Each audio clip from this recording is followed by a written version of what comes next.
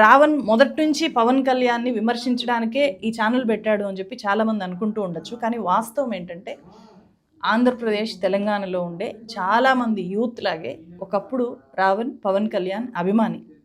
ఈ విషయం నేను ఎట్లా చెప్తున్నాను అంటే, గతంలో అంటే ఈ ప్రశ్న ఛానల్ మొదలుపెట్టిన మొదట్లో అతను చేసిన వీడియోస్ దాన్ని రిఫ్లెక్ట్ చేస్తున్నాయి. సో ఒకప్పుడు పవన్ కళ్యాణ్ని అభిమానించిన రావణ్ని ఈరోజు ఇంత అగ్రెసివ్గా పవన్ కళ్యాణ్ పేరెత్తితేనే రావణ్ గుర్తొచ్చేలాగా, రావణ్ చేసే విమర్శలు గుర్తొచ్చేలాగా ఎవరు మార్చారు? దీనికి రీజన్ కూడా పవన్ కళ్యాణే. ఎందుకంటే రావణ్ అనే వ్యక్తి ఒక ప్రోగ్రెసివ్ థాట్ ప్రాసెస్ ఉండే వ్యక్తి, ఒక నాస్తికుడు, ఒక అభ్యుదయ సమాజాన్ని చూడాలి అని అనుకునే వ్యక్తి, ఎక్కడైనా అన్యాయం జరిగితే చాలా గట్టిగా క్వశ్చన్ చేసే వ్యక్తి, భయము అనేది తెలియని ఒక వ్యక్తి. అయ్యన్న పాత్రుడు ముఖ్యమంత్రిని నా కొడక అంటాం, డిఎస్పీని ఆ డిఎస్పీ నా కొడుకు అంటాం.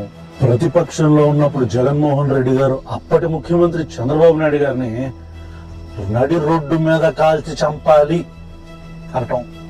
నారా లోకేష్ గారు ప్రెస్ మీట్ లో మాట్లాడిన మాటలు, పవన్ కళ్యాణ్ గారి భార్యల గురించి జగన్మోహన్ రెడ్డి గారి మాటలు, చిరంజీవి గారి కూతురు గురించి టీడీపీ కాంగ్రెస్ వాళ్ళ మాటలు, ఇవన్నీ రాజకీయాలకు సంబంధం లేని తప్పుడు మాటలే.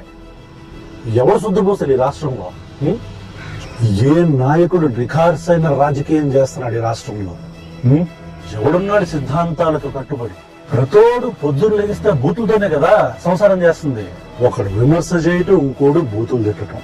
మీరా ప్రజాస్వామ్యంలో ప్రజాస్వామ్యబద్ధంగా ప్రజలను పాలించేది?